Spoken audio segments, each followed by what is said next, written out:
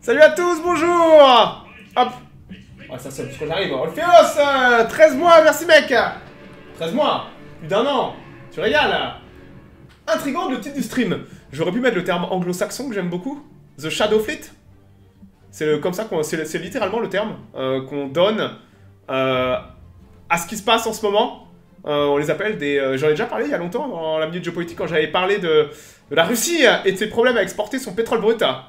On appelle ça des Shadow Fleet. La traduction en français littérale serait des flottes fantômes, tout simplement. Donc ouais, c'est pas moi qui fais du bait clicking avec le titre, comme j'aime faire parfois avec l'Ukraine. Là, c'est... voilà. C'est le nom de la pratique. Voilà. The Shadow Fleet, les flottes fantômes. Donc ouais, c'est un sujet d'actualité. Hein. Ce que je vous fais là, ce soir, vous pouvez pas faire plus frais en termes d'actu. Je suis tombé dessus avant-hier. C'est pour ça que je fais mes minutes géopolitiques à la dernière minute. Je vais juste, vu que je suis bien informé, je me balade sur mes flux d'informations et je dis « Ah, c'est intéressant ça, on va creuser ». Puis une heure après, j'ai une minute géopolitique, simplement avec Google. C'est incroyable. Internet en 2024, qu'est-ce qu'on peut faire, quoi? Bon, il faut juste donner un petit peu la peine. Hein. Flotte fantôme, c'est pas flotte pirate, c'est flotte fantôme. C'est littéralement le nom. Voilà. Oh, Alrek qui fait péter les subs. Expert en expertise, absolument. Mais tout est sourcé, tu vois. Merci Alrek, 18 sur ma chaîne. J'espère que je peux te permettre, hein, d'en faire péter autant. Mais tu régales. Le mécénat est toujours apprécié. Alors, Frigilux qui est là depuis la nuit des temps, Frigilux. Merci mec, Frigilux. Un habitué, Frigilux. C'était à l'époque où il essayait d'apprendre à jouer à U4. Ça fait longtemps maintenant. Bon, passons au sujet. Est-ce que vous savez que l'Iran, le pays l'Iran, est sous sanction depuis maintenant, depuis 2017. Obama avait un peu lâché la grippe. Puis quand Trump est arrivé au pouvoir en 2016, il a remis un énorme coup de vis, entre autres par rapport au fait que les Iraniens développaient leur programme de missiles balistiques et de fusées, et aussi leur programme nucléaire. Et les Américains et les Européens ont emboîté le pas. J'y joue toujours malheureusement, j'en doute pas. Hein. J'en doute pas. Hein. Et les Européens et les Américains ont mis des très grosses sanctions sur l'Iran, entre autres autour de sa capacité à acquérir de l'armement, mais aussi à exporter ses ressources naturelles, plus particulièrement son pétrole brut. On a vu un exemple plus récent, on va tracer le parallèle avec l'Iran, qui est la Russie. La Russie a le même problème, a les mêmes sanctions sur sa capacité à exporter ses ressources naturelles. On avait aussi vu que ces sanctions sont très occidentales, et que de nombreux pays sont enclins à être un peu plus neutre dans cette histoire. On avait vu l'exemple de l'Inde, qui achetait du brut russe, le raffinait, puis le revendait aux mêmes gens qui avaient mis les sanctions sur la Russie. Certains pays sont très peu scrupuleux sur ça, et on va voir l'exemple ce soir de l'exemple incroyable de l'Iran, puisque vous avez peut-être pas suivi, mais il y a 48 heures de cela, le département du Trésor américain a fait péter une série de sanctions incroyablement précises sur l'Iran et sur certains bateaux, certains armateurs, dont des armateurs qui sont même pas iraniens, autour de... Donc vous voyez, c'est l'annexe de l'annexe de l'annexe de l'annexe. Ils ont fait ça il y a 48 heures. Mais nous, on va faire... Alors, on va aller voir un petit peu Marine Traffic. Vous savez que j'adore Marine Traffic. Regardez Marine Traffic, c'est incroyable. Hein. La Bible, je peux rester des heures sur Marine Traffic, moi, juste à regarder les bateaux. Donc voilà tous les bateaux qui circulent sur Terre. Tous ceux, en tout cas, qui ont leur transpondeur d'allumé. Les bateaux militaires, généralement, n'ont pas leur de transpondeur. Ou si vous faites des activités illégales, vous n'aurez pas non plus vos transpondeurs. Allons voir un petit peu ce qui se passe en Iran. En rouge, c'est les tankers, ok? C'est les tankers en rouge. Donc, vous pouvez voir que ça charge, hein. Regardez, là. Le pétrole irakien, tout ça, c'est des flottes de tankers. Tout ça, c'est des tankers. Crude oil... Oil product tanker, crude oil, tout ça c'est des tankers qui attendent pour aller venir charger à Bassora. Et vous avez le Qatar, donc vous avez des tankers mais aussi le gaz. Là tout ça, ça serait sûrement des LNG, des navires gaziers. Regardez, LNG! Quand vous connaissez un peu votre géopolitique sur qui fait quoi, il n'y a même pas besoin de savoir, vous savez ce que c'est que le bateau direct. LNG, LPG... LNG. Voilà, donc ça c'est la flotte de LNG du Qatar qui attend le chargement. Et vous avez tous les pays comme ça. On retrouve là les Émirats Arabes Unis. Regardez, on en parle de l'Armada. Tout ça, c'est que du tanker en rouge. Ce sont des centaines de bateaux qui attendent d'être chargés. C'est impressionnant, hein? Et là, on va aller au port. Regardez le nombre de bateaux avec leurs transpondeurs d'allumés. Tout ça, c'est des tankers en chargement. Le Spirit, je crois que c'est immatriculé au Panama. Crude oil tanker. Magnifique outil. Hop là. Allons voir en Iran. L'Iran est sous... l'Iran, rappelez-vous, n'a pas le droit d'exporter son pétrole. Si vous vous faites choper avec du pétrole iranien, vous pouvez être poursuivi. Les États-Unis peuvent taper du poing sur la table et vous-même vous mettre des sanctions. Vous voyez l'île de Karg? L'île de Karg, c'est un des plus gros terminals pétroliers au monde. C'est sur l'île de Karg que l'Iran fait absolument tout. Tout ça, là, vous reconnaissez? C'était comme aux Émirats Arabes Unis. Ça, ce sont des quais de chargement de tankers. Alors, il n'y a pas un seul point rouge. Ah si, il y a un petit point rouge là, regardez. Un tanker. Le Saphir Iliad. Il est animé, 9 mois. Une cible potentielle, ouais, mais ça c'était il y a un petit bout de temps, hein.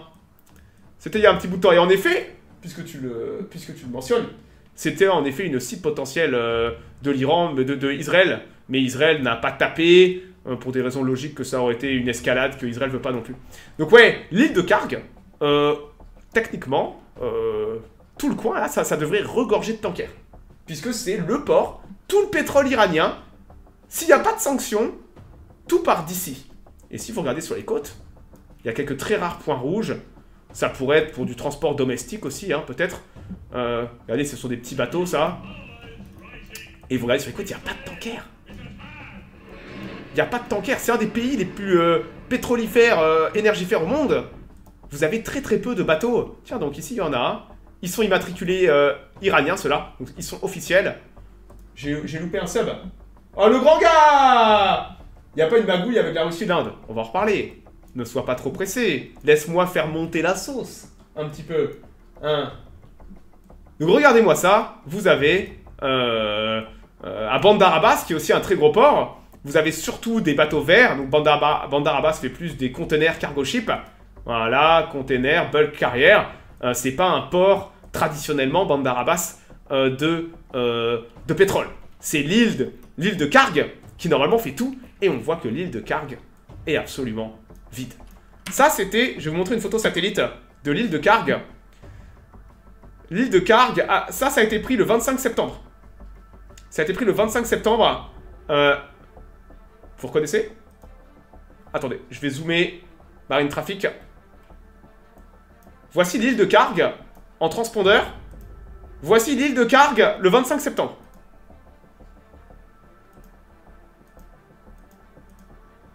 Deux salles, deux ambiances. Hein. Tous les navires là, ça a été pris par Sentinel-1, satellite de renseignement. C'est que des tankers. Il y a du monde bizarre, hein. Vous avez vu quand vous coupez votre transpondeur ou que vous le mettez ailleurs. Voilà. Donc au large de l'île de Karg, ça a été pris il y a quelques mois. En pleine sanction, on pouvait noter que les infrastructures de l'île de Karg étaient à pleine capacité en termes d'accueil de tankers. Alors que techniquement, personne n'a le droit d'acheter du brut iranien. Que sont ces bateaux? À qui ils appartiennent? Où ils vont? C'est... Voilà, vous voyez? Très intéressant, hein? Donc ouais, on va pas parler des escarmouches avec Israël qui ont fait que les tankers sont barrés et tout, mais simplement pour vous dire que les apparences sont parfois trompeuses, d'accord? On va reparler un petit peu de ce qu'on appelle les AIS, Automatic Identification System, ce qu'on appelle les systèmes, les transpondeurs, ou les systèmes qui disent qui vous êtes. Je vous ai dit que les navires militaires pouvaient les éteindre, mais un navire civil peut aussi les éteindre, s'il veut être discret. Voilà. Donc ouais, l'Iran est sous sanction. Et maintenant, on va parler d'autre chose. On va parler de... on va aller à l'autre bout du monde. Je vais couper Marine Traffic. Hop. Et je vais vous lire un article de journal du Manifold Times. Je suis sûr que personne d'entre vous, ni moi d'ailleurs, ne connaissait le Manifold Times, qui est simplement un des journaux de Singapour. Le Manifold Times, que vous avez là, a écrit un article le 22 juillet 2024, le 22 juillet, concernant un fait divers banal qui a eu lieu le 21. Vous allez voir que le mot Iran, ou pétrole, ou quoi que ce soit, n'est noté nulle part. Pour la simple et bonne raison que le reporter qui a écrit ça, un jour après les faits, n'avait absolument aucune idée du gigantesque poisson qu'il vient de ferrer. C'est un fait divers très intéressant qui a mis la puce à l'oreille de certaines personnes. On va lire un petit peu l'article qui a maintenant 6 mois, un peu moins de 6 mois, mais on va retrouver certaines choses plus tard. Alors, le CRS-1 qui est le nom d'un tanker, disparaît après sa collision avec un autre tanker immatriculé à Singapour, puis est localisé de nouveau par la MMEA, qui est l'autorité navale malaisienne. Le tanker Sao Tomé, dont le tanker CRS-1, dont l'armateur est à Sao Tomé, a quitté la zone de sa collision, a coupé son transpondeur, puis a été retrouvé dans les eaux malaisiennes. Alors, un oil tanker, donc un tanker d'essence, a disparu après sa collision avec le tanker de Singapour, immatriculé à Singapour, Afnia Nile. Donc c'est à Palu Tioman, c'est pas loin de Singapour, c'est au nord de Singapour. Et selon la MMEA, donc on vous dit c'est la Malaysian Maritime Enforcement Agency, donc ça c'est sûrement l'entité civile ou militaire qui gère toute la sécurité dans le détroit de Malacca et au large de Singapour. Le navire CRS-1, après être entré en collision avec le tanker Afnia Nile, a quitté la zone, a coupé son transpondeur, et puis a été retrouvé après à 55 km plus au nord par les équipes de recherche et de secours de la marine. Ce qu'on vous dit pas tout là, c'est qu'il y a eu un incendie à bord après la collision, et qu'il y a 2 remorqueurs qui sont sortis de nulle part pour prendre le CRS-1 en remorque. Il a coupé son transpondeur, et c'est que le lendemain que la marine a récupéré le merdier. Ce qui se passe là, et ça arrive, une collision entre 2 bateaux. Là, on vous le dit, voilà, les 2 remorqueurs ont été saisis le lendemain. Et c'est un fait divers. C'est un fait divers dans le détroit de Malacca, la sortie du détroit de Malacca, entre 2 tankers qui se sont rentrés dedans. C'est ballot, hein. Voilà. J'ai pas tout compris aux événements en Corée du Sud. Bah ça tombe bien, on n'en parle pas. Hein. Quels sont les sites de journaux que tu utilises pour les minutes géopolitiques? Ça s'appelle Google. Google et chasse. Je chasse partout. Regarde, là, un article du Manifold Times de Singapour. Donc là, c'est simplement un fait divers, banal, entre 2 tankers, sauf qu'il y a un tanker, au lieu de suivre les procédures, qui s'est barré, en loose day, avec 2 remorqueurs, qui a éteint ses transpondeurs pour rester discret, et qui s'est fait attraper. Et là, on n'en sait pas plus. Voilà. Le nom du bateau, c'est le CRS-1. Attendez, je vais baisser un peu la musique. Le nom du bateau, c'est le CRS-1, et la personne qui a écrit ça le lendemain, donc le reporter du Manifold Times, ne sait absolument pas de quoi il s'agit, ni ce qu'il vient de ferrer en termes d'informations. Et voilà. Il vous dit juste qu'il y a eu une collision de 2 bateaux et qu'un des bateaux a eu un comportement un peu louche en se barrant, en étant remorqué par 2 remorqueurs. Et voilà.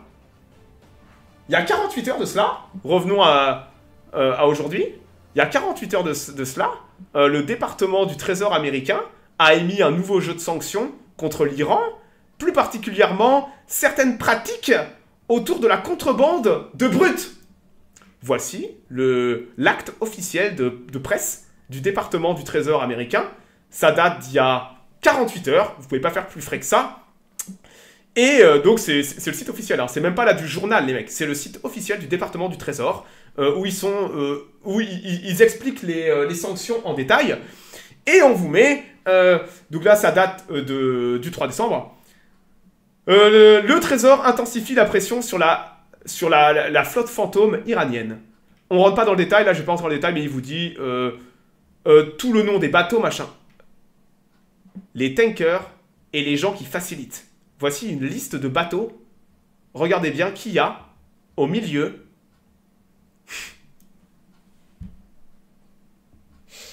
Aïe aïe aïe aïe aïe aïe aïe aïe aïe.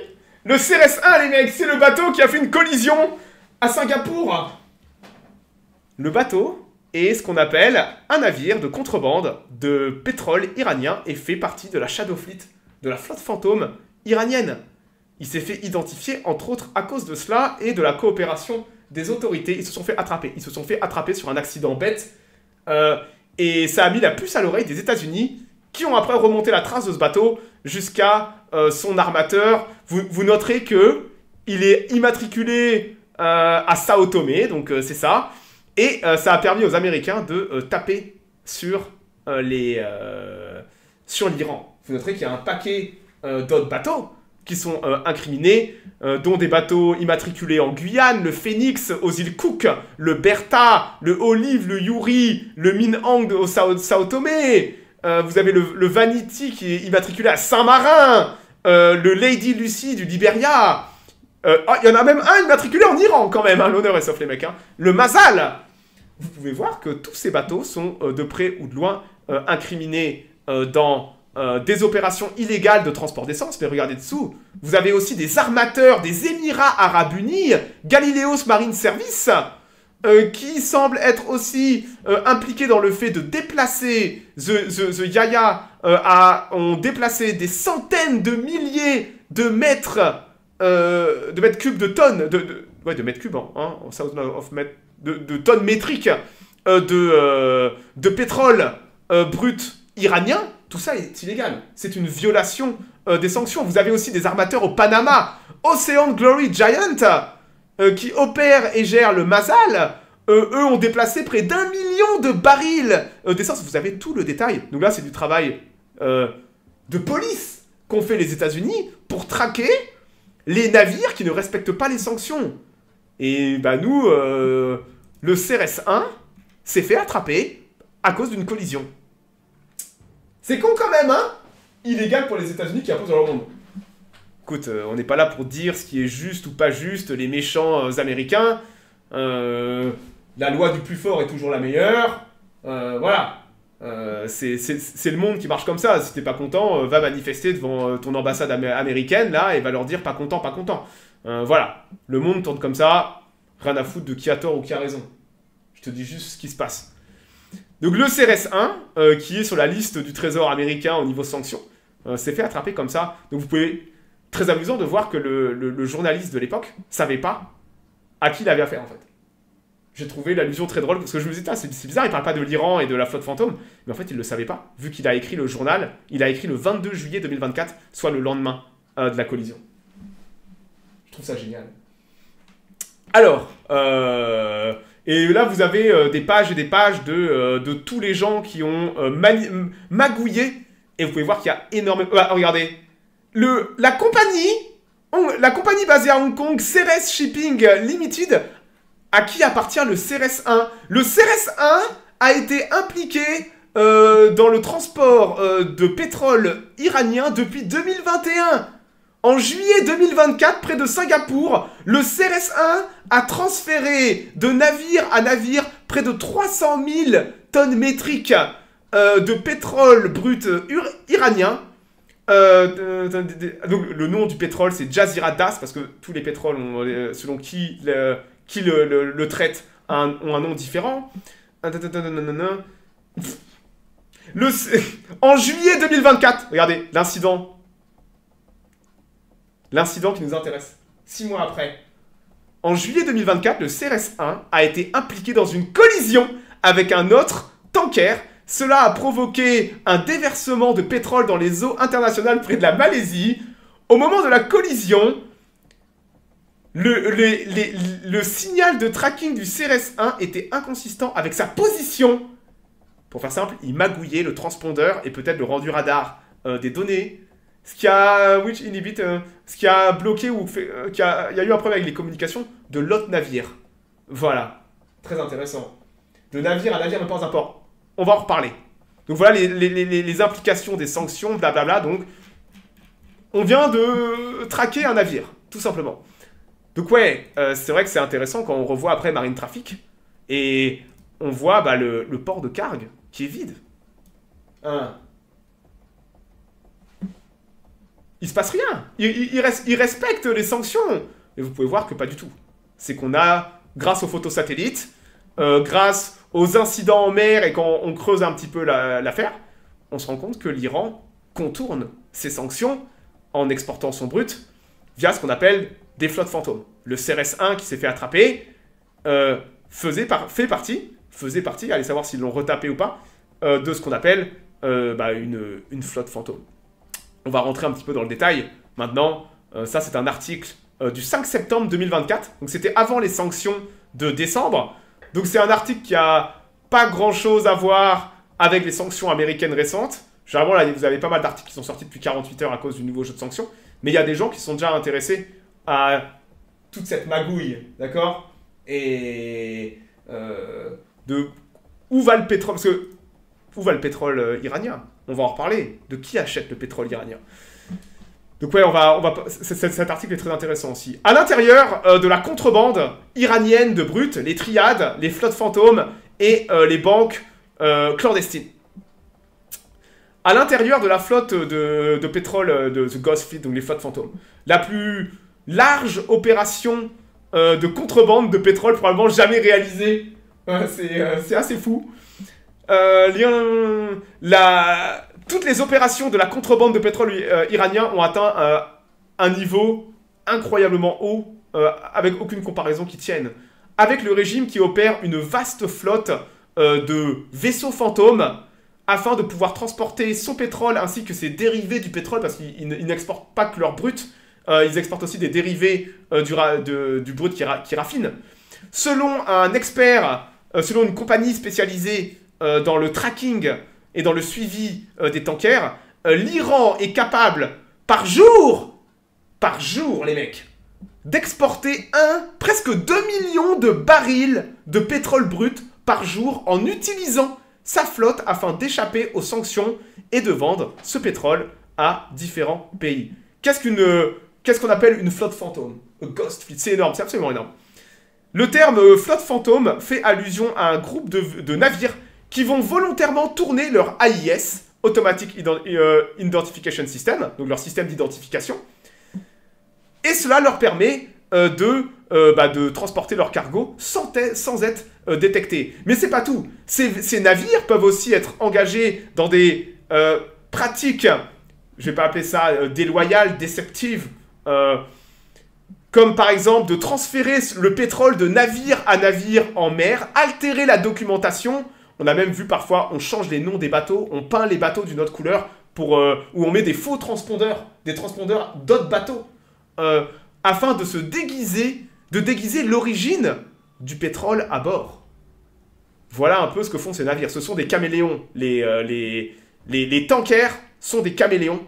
Afin de ne pas se faire attraper, on maquille les bateaux. Vous avez vu que sur Marine Traffic, regardez le détroit de Malacca. Le détroit de Malacca, regardez le nombre de tankers. Vous avez vu en rouge le nombre de tankers? Il est extrêmement difficile d'avoir un suivi de tous ces navires, de ce qu'ils font illégal, de contrôler le pétrole et tout. Il est extrêmement facile de faire de la contrebande de brut, vu la quantité de tankers qui passent. Donc vous avez certains de ces pétroliers, comme le CRS-1, qui avaient pris pour habitude de venir se mettre peut-être discrètement avec un autre tanker, sans passer par les infrastructures du port, et de faire passer le pétrole du tanker, le CRS-1, à un autre tanker, peut-être un tanker chinois par exemple. Voilà. Voilà le genre de magouille que font les flottes fantômes, afin, le tout transpondeur éteint, rien d'officiel, tout dans l'illégalité, simplement pour ne pas... c'est illégal en fait, de faire ça, tout simplement. Hop, donc ouais. Voilà ce qu'ils font, voilà ce qu'est une flotte fantôme. C'est une flotte dont le but est de se faire toute petite, de maquiller les apparences afin de transporter du pétrole illégalement. Donc ce sont des contrebandiers. D'accord? C'est pas illégal tant que tu n'es pas découvert. Absolument. Pas vu, pas pris, pris, pendu. Les destinations clés. Un rapport de la compagnie spécialisée dans le suivi de tankers, Tanker Trackers, révèle que cette année, l'Iran a exporté encore par jour 1,5 million de barils d'essence brute et près de 200 000 barils de produits dérivés aux Émirats Arabes Unis et 1,5 million à la Chine, 200 000 aux Émirats Arabes Unis et près de 700 000 à la Syrie, rien qu'en utilisant sa flotte fantôme. Ça montre à quel point, ces chiffres montrent à quel point l'Iran est devenue extrêmement dépendante de son réseau caché afin de pouvoir récolter les revenus de son export de brut. La Chine et la Syrie demeurent les principaux acheteurs du brut iranien ainsi que de ses dérivés, donc les produits secondaires. Alors que les Émirats Arabes Unis, les Émirats Arabes Unis achètent l'essence en fait, achètent pas le brut. Les Émirats Arabes Unis n'achètent pas le brut, ils achètent ce qu'ils appellent fuel oil, c'est peut-être le gasoil, donc les produits raffinés. Voilà. En plus de ça, l'Iran se permet même d'exporter son gaz liquéfié à la Chine. L'exportation de ces ressources est facilitée par la falsification des documents ainsi que les transferts directement en mer entre des navires pour simplement pour pas que l'essence soit facilement traçable. Voilà. La contrebande d'essence et l'évasion face aux sanctions. Comment l'Iran récupère l'argent des exports du pétrole. Un rapport de Kepler, une compagnie qui est spécialisée dans le tracking et le suivi de biens de consommation, indique que l'année dernière, l'Iran a exporté près de 200 000 barils de fuel oil, de produits raffinés, 1,3 million de barils de brut chaque jour. C'est les chiffres qu'on a déjà vus. Une grosse partie de toutes ces ressources, de ces exports, sont entre autres du LNG, transportés via tanker. L'Iran a exporté près de 6 millions. L'année dernière, l'Iran aurait officiellement exporté près de 6,5 millions de tonnes de LNG, soit un équivalent de 140 000 barils par jour en Chine. C'est fou, hein? Ça représente combien en pourcentage de la consommation chinoise? Pas tant que ça, par rapport à tout ce qu'ils importent. Et surtout, rappelle-toi, la Chine, officiellement, n'achète pas. Lucas, pardon, j'ai voulu aller chercher, mais officiellement, la Chine n'achète rien. Les chiffres sont 0. Parce que la Chine n'achète pas à l'Iran. Ça serait illégal. Ça serait une violation des sanctions.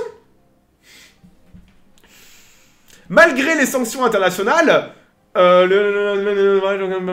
c'est ça, par jour, le gouvernement iranien est capable d'exporter 1,46 millions de barils par jour, selon le groupe américain Unité contre le programme nucléaire iranien. Et ce groupe a identifié près de 400 navires impliqués de près et de loin dans le transport clandestin du pétrole iranien. 400 navires. Voilà, après ça, on va pas aller... Donc ouais, là, on vous met... Vous voyez le petit graphe? Je peux pas zoomer, malheureusement. Quoique si, attendez, je peux zoomer. Je sais pas comment je zoome. Voilà. Donc vous voyez que l'île de Karg... Vous vous rappelez de l'île de Karg? Où il n'y a personne? Où il n'y a absolument aucun bateau qui charge? Parce que ça serait illégal. Ça serait une violation des lois internationales de charger à l'île de Karg. Regardez là, écoutez, tout le monde respecte, hein. Eh ben, ces 400 bateaux là, ils chargent, entre autres certains, à l'île de Karg, sauf, vous pouvez vous en être sûr, les transpondeurs sont jamais allumés. Les transpondeurs, ils les laissent ailleurs. J'ai vu quelqu'un qui disait c'est facile de faire ça en laissant le transpondeur sur une bouée. Vous avez vu qu'il y avait énormément de bateaux à proximité.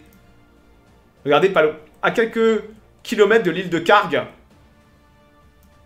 à une centaine de kilomètres de l'île de Karg, vous venez ici, vous laissez votre transpondeur à côté d'un autre bateau, sur une bouée, vous allez charger à l'île de Karg, puis vous revenez, vous prenez votre transpondeur. Hein. Il est aisé pour un tanker de se mêler au flot de tous les autres tankers, de couper le transpondeur, ou de le mettre ailleurs, ou sur le chemin. Vous pouvez laisser le transpondeur, aux Émirats Arabes Unis, ou alors au large. Regardez là, tous ces tankers au large de Bandar Abbas. Vous venez vous planquer ici, et vous allez charger et vous revenez. Pourquoi pas couler ces bateaux qui n'existent pas alors? Si tu peux pas commencer à couler au large de Singapour des pétroliers, mec. Tu coules pas des pétroliers. Enfin, c'est pas des jonques, les machins. C'est parmi les bateaux les plus gros au monde. C'est pas des petits bateaux de contrebande, hein. Ce sont des super tankers. Si t'avais pas compris, tu veux aller couler un super tanker dans les eaux internationales?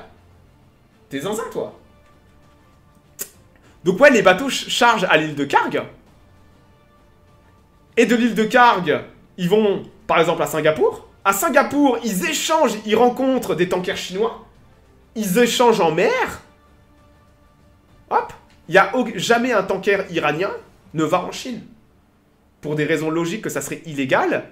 Si un tanker qu'on a vu charger peut-être à Karg ou sur le chemin va en Chine, bah ça serait totalement illégal. Donc on change directement en mer. Ils ne sont pas contrôlés du coup. S'ils sont contrôlés, ils ont des faux papiers. Ils ont peut-être déjà transvasé l'essence pour pas qu'elle soit identifiable. Faux documents et tout ça. Ils ont une chaîne extrêmement bien huilée pour échapper. On parle du non-officiel. Ouais, mais tu coules pas les bateaux juste pour ça, mec. Et si c'est une erreur? Hein? Si c'est une erreur, t'es sûr à 100% de ton coup, il y a des gens à bord. Tu vas aller buter une quinzaine de personnes qui, eux, sont peut-être innocents. Ils bossent pour un armateur au Panama. Tu peux pas juste couler des bateaux comme ça. Il y a des... Si on ne coule pas de bateau, c'est qu'il y a une raison. C'est que ça implique plus que juste... ah bah, l'essence, là, c'est pas bien, on coule. Ouais, mais s'il laisse le transpondeur, ça ne va pas contredire aux arrivées des tankers. Oh bah, il y a... Les transpondeurs peuvent être maquillés, magouillés, les datas... Mais la preuve, les Américains sont au courant. Les Américains ont les preuves qu'il y a des bâtiments qui sont pas aux bons endroits au bon moment, de l'essence qui circule et tout ça.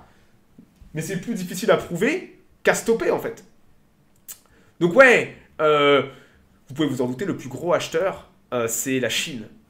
On va aller voir un petit peu les chiffres. D'ailleurs, voilà ce que ça donne. Hein, je vais... Hop, comme ça. Voilà comment vous pouvez aisément transvaser. Hein. 2 tankers côte à côte. Vous avez tous les tubes et les pompes. Et vous faites ça en quelques heures. Hein. Et des super tankers, vous pouvez les vider d'un à l'autre, vides. Donc vous avez les tankers chinois qui retrouvent en Malaisie les tankers iraniens, ou alors ce sont peut-être pas des tankers iraniens, ce sont peut-être des tankers panaméens, mais affrétés par l'Iran via des sociétés écrans iraniennes et tout. Vous imaginez pas les magouilles qu'il y a derrière ça. On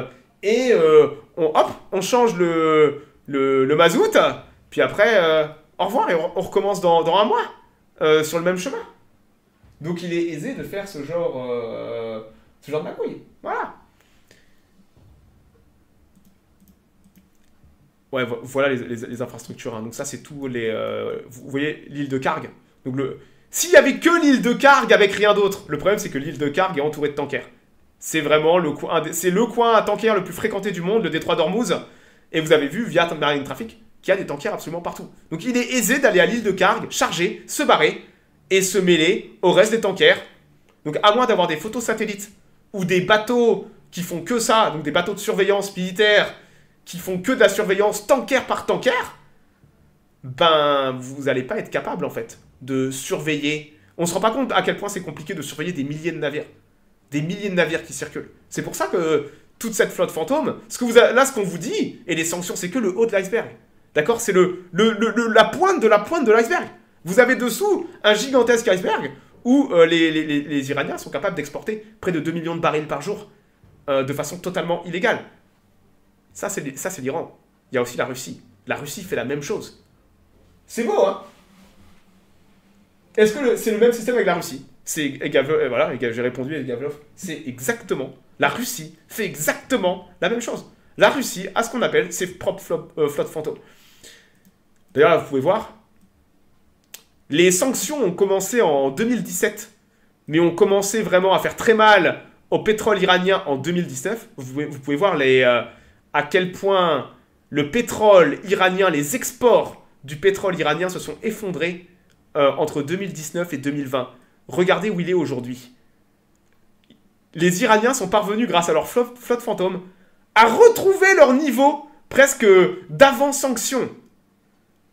Pour faire simple, les sanctions n'ont quasiment aucun effet. Ça rejoint...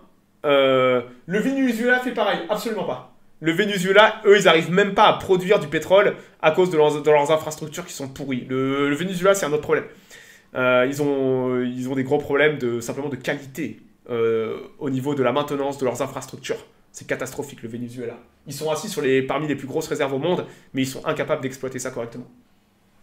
J'ai fait, figure-toi, à Napalm, une minute géopolitique sur le pétrole vénézuélien, il y a très longtemps, qui est, je pense, peut-être un peu obsolète maintenant, mais avec pas mal de trucs intéressants. Donc ouais, vous pouvez voir que on avait fait une foire aux livres il y a longtemps sur les sanctions. Et la conclusion, c'était que les sanctions, et je l'ai déjà dit et je le répète, les sanctions sont utiles à très court terme, mais à très long terme, avec des gens intelligents et avec des États qui ont des moyens, l'Iran est un pays qui a des moyens, vous allez être capable de contourner ces sanctions très rapidement. Là, vous avez la preuve, vous avez l'Iran qui, avec sa magouille et ses flottes fantômes, est capable, et aussi avec la bienveillance de tous les pays du coin, comme l'Inde, la Chine, qui ferment les yeux ou qui participent activement, parce que c'est dans leur intérêt, ils sont capables de contourner les sanctions et de revenir au niveau avant les sanctions. En 4 ans, l'Iran a totalement annulé les sanctions sur le pétrole.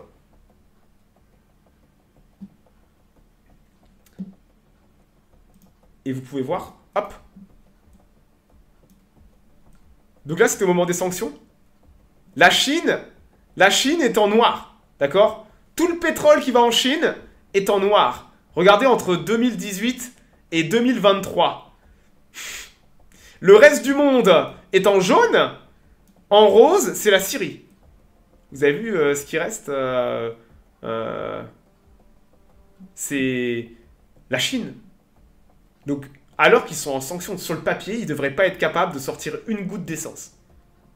Regardez à quel point ils sont remontés à un niveau élevé. Ils ne sont pas au niveau d'avant les sanctions, au niveau de 2017-2018. Mais c'est remonté, et c'est la Chine. C'est la Chine qui est le plus gros acheteur de brut. C'est intéressant, hein? Alors la question, c'est qu'on pourrait se poser. Alors encore un petit graphe qui est similaire à celui qu'on vient de voir. Alors désolé pour la qualité, c'est la meilleure qualité que je pouvais avoir. Vous pouvez voir la différence entre 2017 et 2023 avec tous les pays. Avant les sanctions, en 2017, on peut voir que la Turquie, l'Europe, la Corée du Sud, l'Inde achetaient beaucoup. La Chine, c'était 26% du pétrole iranien qui est exporté. En 2023, la Chine, c'est 90% du pétrole. L'Iran envoie tout son pétrole en Chine. Et pour ça, ils ont une armada, ils ont une flotte fantôme qui magouille, qui maquille, qui fait de la contrebande active pour rester sous les radars. Sauf quand vous avez une collision banale au large de Singapour et que vous vous faites attraper par les autorités malaisiennes. C'est con, hein, quand même. Hein. Vous comprenez un peu l'article au début où les mecs n'ont aucune idée que c'est un navire qui fait partie de la flotte fantôme iranienne. Ils le savent pas. Et pour eux, c'est juste un tanker à la con qui allait en Chine. Sauf que c'était un navire qui faisait de la contrebande active d'essence. Ce qui explique son comportement, qu'il ait tourné tous ses transpondeurs et qu'il ait essayé de fuir. Donc là, vous avez la raison du pourquoi. Alors, pourquoi du comment, pardon. La Russie fait la même chose. La Russie a fait exactement la même chose. Et devinez qui est le plus gros acheteur. Et là, les dates sont obsolètes. On n'a pas 2024. Mais regardez qui se fait la concurrence en contrebande d'essence. Ça, c'est les imports chinois. Vous pouvez voir que la Russie et l'Iran se tirent la bourre pour exporter leur essence en Chine. Alors que la Russie et l'Iran sont sujettes à de graves sanctions, la Chine n'en a que faire. La Chine est prête à braver les sanctions pour acheter du... Donc, vous comprenez que c'est de l'essence illégale qu'on achète là. C'est de l'essence illégale. Et là, je vais poser la question au chat. Pourquoi est-ce que la Chine est prête à faire ça? Pourquoi est-ce que la Chine est prête à s'exposer à de sanctions possibles pour acheter le pétrole russe et le pétrole iranien, le brut russe et le pétrole iranien? Pourquoi? Une idée? C'est prendre des risques quand même, hein. Les Américains sont au courant, hein. Pétrole moins cher, nom de Dieu. Il a trouvé la solution. Car elle s'en fout pas du tout. Le pétrole, ce pétrole, c'est un pétrole de contrebande. Il y a des sanctions avec ce pétrole. Ce pétrole n'est pas le même que le pétrole saoudien. Ce pétrole vient avec une étiquette marquée « Ce pétrole est sous sanction ». Pour faire simple, il est moins cher. La Chine se fait des couilles en or, les mecs. La Chine se fait des couilles en or avec ce pétrole. Il est 30 à 40% moins cher que le baril de Brent. Il est moins cher, c'est le moins cher du marché. Les Chinois se jettent dessus. Parce que les Russes et les Iraniens veulent s'en débarrasser à tout prix.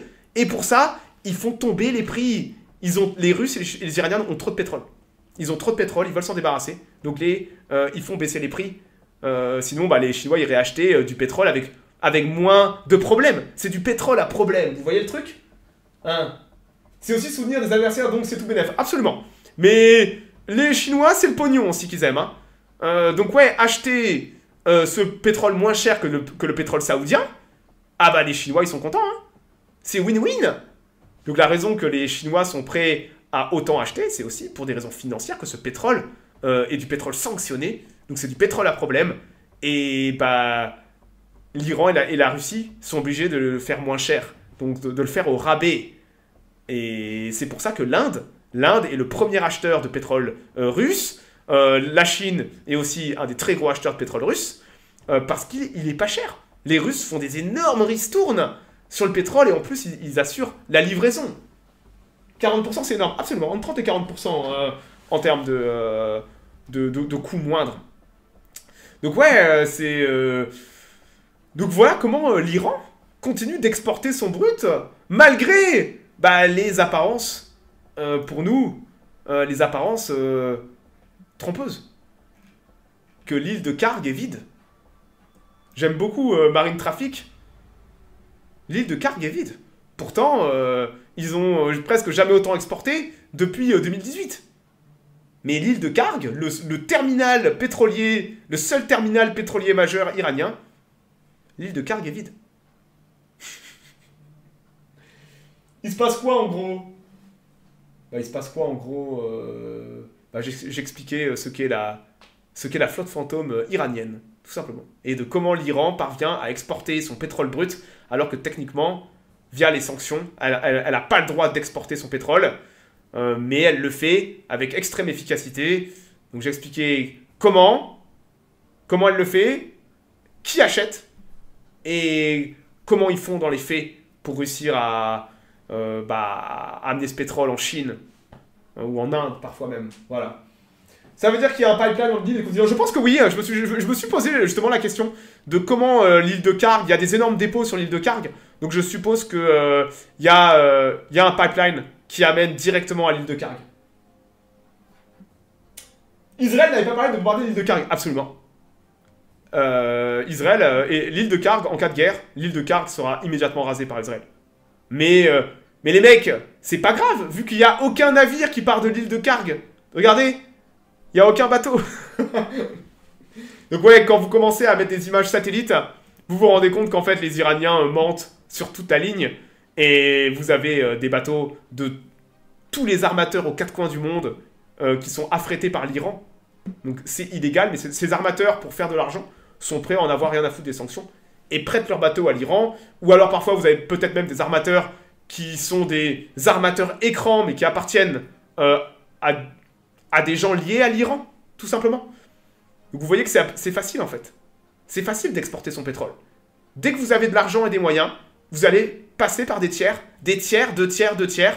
Vous allez éteindre vos transpondeurs, l'océan c'est gigantesque, et vous allez passer des coups de téléphone, on se retrouve à une coordonnée, on échange le pétrole, et le pétrole part dans un autre bateau, dans une autre direction. Et c'est quasiment imparable. c'est quasiment imparable, ce genre de pratique. Et c'est pour ça que l'Iran, aujourd'hui, il s'en sort très très bien. Il pourrait faire beaucoup plus d'argent sans les sanctions, mais les sanctions, elles sont là. Et ils font rentrer beaucoup d'argent, malgré les sanctions, grâce à l'exportation de leur brut. Voilà.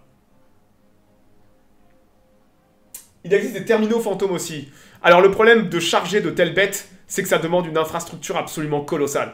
Pour charger un super tanker en brut, mec, il faut une infrastructure que tu ne peux pas inventer ou créer de toutes pièces. Et c'est aussi, les travaux seront facilement repérables. C'est pour ça que charger, décharger, tu sais d'où ça part, tu sais où ça va. C'est sur le chemin que tu peux commencer à magouiller au niveau paperasse, au niveau identification de ton bateau, ou alors transvaser l'essence dans plusieurs bateaux sur le trajet pour que l'essence disparaisse en fait des livres. Voilà. Ou alors tu maquilles ton essence pour en faire croire qu'elle vient d'un autre port et tout ça. Voilà. Actuellement, les sanctions bénéficient à la Chine. Absolument. Quand vous réfléchissez à la grande histoire de tout ça, la Chine achète à bas prix. Achète à bas prix de l'essence. Les Chinois font une affaire en or. Indirectement, ils aident les Russes et l'Iran qui font chier les États-Unis et les Européens.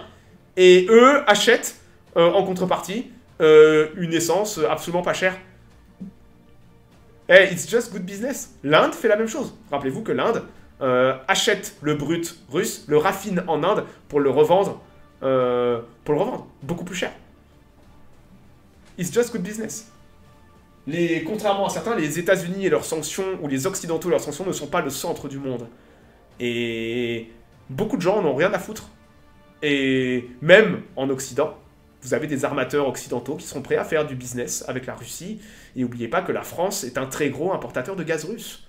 Derrière toutes ces fioritures diplomatiques, la réalité est bien plus neutre.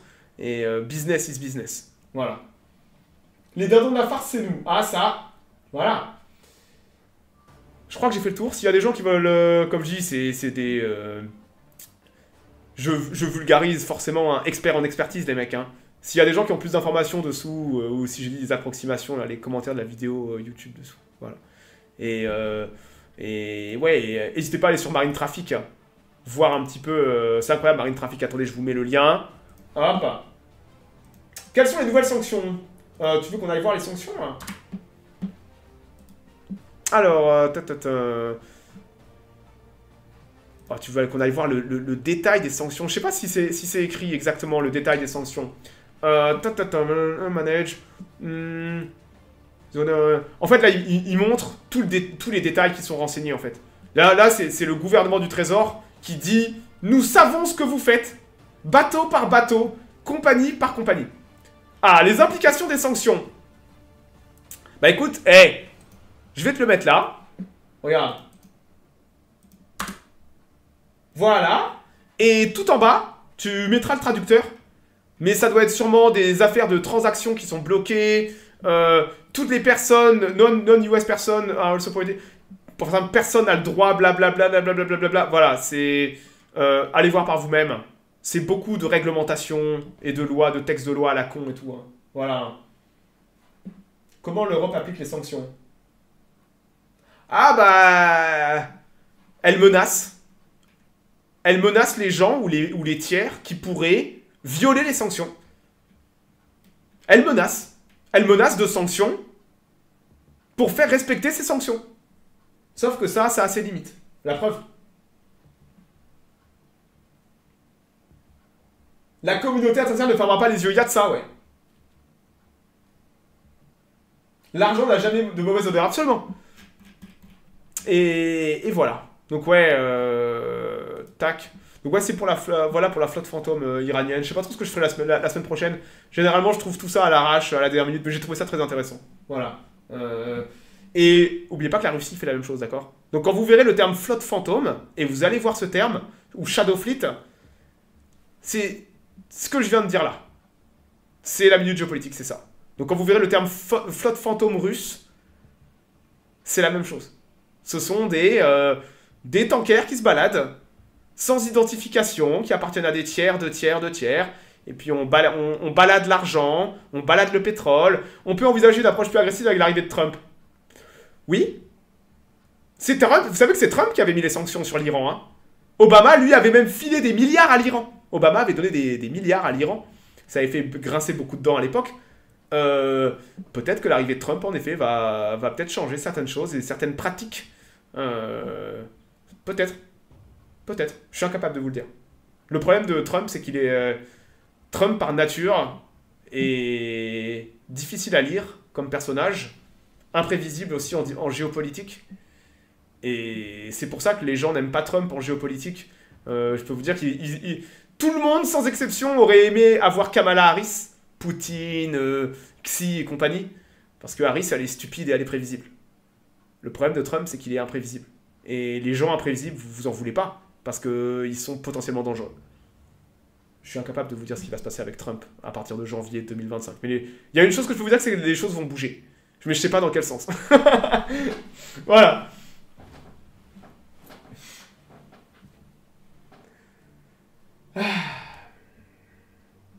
Tu vas faire une vidéo sur la Russie avec Assad? Non, je m'en fous. Littéralement, je suis désolé, mais la Syrie, ça fait 20 ans qu'il y a la guerre en Syrie, là, c'est bon. Je m'en fous, moi, de la Syrie. Ils ont tous des noms, front de libération, machin. Ils gueulent tous à la Wakbar. À chaque fois qu'ils tirent un missile, t'es incapable de dire qui est qui. Ah non, non, moi, c'est bon. Hein. La Syrie, ils ont tous les mêmes uniformes, ils ont tous des barbes. Ils se ressemblent tous, les machins. Allez voir d'autres experts en expertise. Un petit mot sur la Corée. J'espère que vous avez vu ce qui s'est passé en Corée. Le président a voulu faire passer une loi en mettant la loi martiale. Et c'est pas passé, il va devoir démissionner. Écoutez, allez lire, c'est fini ce qui s'est passé en Corée, d'accord? Mais c'est vrai que on oublie que la Corée est une démocratie très particulière, d'accord? La Corée du Sud est une démocratie très particulière, d'accord? C'est une démocratie qui peut être très autoritaire. Ça n'a rien à voir avec nos démocraties occidentales. C'est un pays ultra militarisé, la Corée du Sud, ok? Et les gens, parfois, on s'imagine dans notre subconscient que la Corée... Oh, la Corée et tout... Non, non, la Corée, c'est des bourrins, les mecs. C'est un pays d'ultra bourrins. Et ça va aussi en politique. Allez voir tout ce qui est arrivé au président. Prenez tous les présidents sud-coréens depuis 50 ans. Allez sur Wikipédia, tapez South Korean President List. Et allez voir tout ce qui leur est arrivé. Tous les présidents, ils ont fini en tôle, ils ont fini... Il y a eu des tentatives de coups. C'est un pays d'ultra bourrin, la Corée du Sud. Ça ferait passer certains pays africains pour des démocraties stables. Voilà. Ouais, la Corée, c'est spécial. Et ce que vous avez là n'est pas surprenant en soi. Le pays a une culture de ça.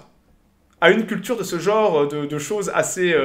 où en France, c'est impensable, quoi.